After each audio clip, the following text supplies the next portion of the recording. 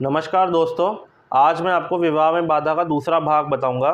इसका पहला भाग जो है मैं बना चुका हूं और आज जो है विवाह में बाधा को मैं आगे कंटिन्यू करूंगा दूसरे भाग से।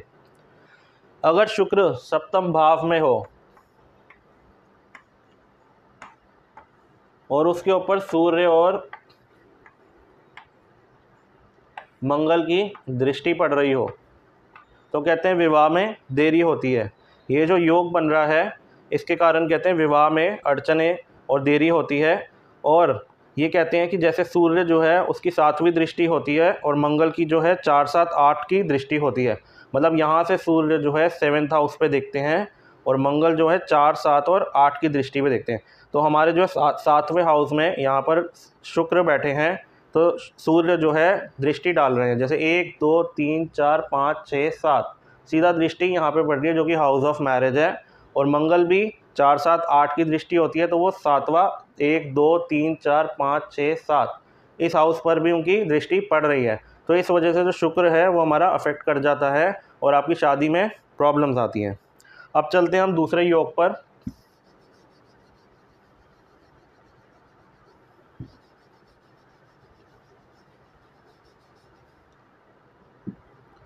अगर शुक्र सप्तम भाव में हो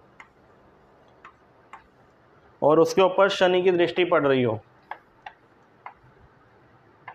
जैसे कि इस योग में पड़ रही है, तो भी कहते हैं विवाह में देरी होती है क्योंकि शनि जी जो हैं उनकी दृष्टि 3, 7, 10 की होती है जो कि सीधा 7th हाउस पर डालते हैं। और शुक्र जो है उनकी दृष्टि भी 7वें भाव में होती है, जैसे कि 1, 2, 3, 4, 5, 6, 7 यहाँ पर इस हाउस में फिर से शनि की दृष्टि पड़ रही है। और शनि की दृष्टि आप सब जानते हैं कि जहाँ पे भी पड़ती है तो वहाँ पे प्रॉब्लम्स आती हैं। तो इसी वजह से इस हाउस में जो हाउस ऑफ मैरिज है यहाँ पे प्रॉब्लम्स आएंगी और आपकी शादी में रुकावटें और देरी होंगी।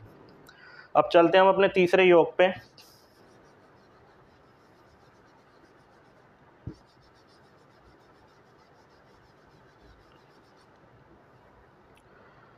अगर शुक्र सप्तम भाव में हो और उस पर राहु की दृष्टि पड़ रही हो, राहु हमारे पहले भाव में है और शुक्र जो है 7वें में है। और राहु की दृष्टि जो होती है वो 5, 7 और 9 के भावों में देखते हैं। मतलब यहाँ से राहु एक तो 5वें भाव में देखेंगे, 1, 2, 3, 4, 5, 6, 7, 8, 9। तो हमारे जो ये 7th हाउस है हाउस ऑफ मैरिज, यहाँ पर जो है राहु की दृष्टि पड़ रही है। और यहाँ पर जो है आपके शुक्र जो है फिर से प्रॉब्लम में आ रहे हैं। इसी वजह से आपकी शादी में जो है विलम्ब होगा, देरी होगी और आपकी जो है प्रॉब्लम्स आ सकती है मैरिड लाइफ। यदि शुक्र मंगल 5वें भाव में हो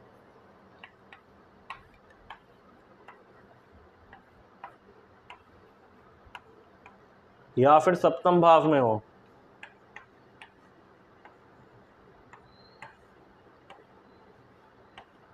या फिर नवम भाव में हो तो भी कहते हैं कि विवाह में देरी होती है और प्रॉब्लम्स आती है। क्योंकि जो है शुक्र मंगल जो है दोनों एक दूसरे के एनिमी हैं और जो है इन दोनों ग्रहों की अगर ये साथ युति होती है तो नहीं बनती है। 5वां जो है हमारा घर हाउस ऑफ चिल्ड्रन होता है और उसके बाद जो है 7वां जो होता है हाउस ऑफ मैरिज होता है। अगर इसी घर में आ जाएं दोनों शुक्र और मंगल तो जो है हाउस ऑफ मैरिज आपका डिस्टर्ब हो रहा है क्योंकि ये दोनों एनिमी प्लैनेट्स हैं।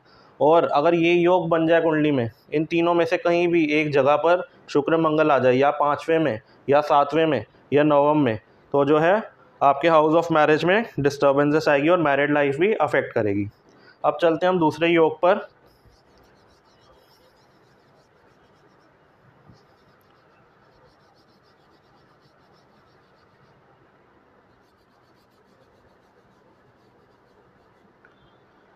कहते हैं अगर केतु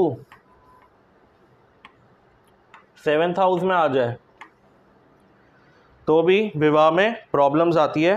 और केतु की जो ये पोजीशन है 7th हाउस में, इसको इनऑस्पिशियस माना जाता है और यहाँ से केतु जो है प्रॉब्लम्स क्रिएट करते हैं हाउस ऑफ मैरिज में। इसलिए ये योग जो है आपका जो 7th हाउस का अगर आ जाए केतु 7th हाउस में तो आपको इसकी पूजा करवानी चाहिए और केतु को जो है आपको शांत करना चाहिए। सप्तमेश शुभ युक्त ना होकर छठे, आठवें एवं 12वें भाव में हो अथवा नीच का हो। अगर विवाह हो भी जाए ऐसे में तो जातक जो है विदुर हो जाता है। सप्तमेश हमारे ये हैं 7th, और इसके जो स्वामी होते हैं वो होते हैं शुक्र। तो कह रहे हैं सप्तमेश शुभ युक्त ना होकर छठे, 8वें और 12वें भाव में हो। तो ये हमारा छठा भाव शुक्र अगर यहाँ पर हो छठे में, या फिर 8वें में हो,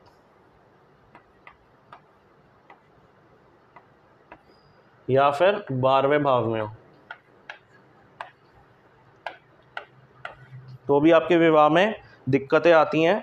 और ये बहुत ही प्रॉब्लमेटिक है। आप देखिए 12वां जो भाव होता है वो लॉसेस का होता है, और बेड कंफर्ट्स वगैरह और जितने भी लॉसेस हैं, अगर शुक्र यहाँ पे है लॉसेस के स्थान पर, तो आप खुद सोच सकते हैं कि आपको जो है लॉस ही होगा। शुक्र जो है अगर यहाँ पर 6 नंबर की गिनती पर आ जाए इस भाव में, क्योंकि शुक्र जो है 6 नंबर में नीच पे होते हैं, तो यहाँ पे आपको जो है प्रॉब्लम्स होंगी मैरिड लाइफ में।